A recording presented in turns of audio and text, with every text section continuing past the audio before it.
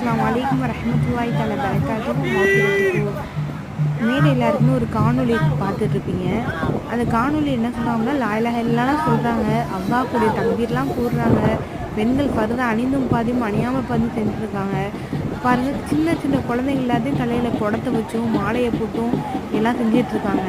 இன்னும் வெறும் காலில் நடந்து போய் கொண்டு இருக்காங்க. சில பேர் ஃபர்தா போடாமையும் இருக்காங்க. அவங்களோட போலீஸ்க்கு பாதுகாப்பும் இருக்குது. ஆனால் அல்லாஹ் தஆலா இந்த மாதிரி நம்ம சரியத்தில் செய்யணும் அப்படின்னு சொல்லிட்டு நமக்கு எந்த குரான்லேயும் கூறப்படலை,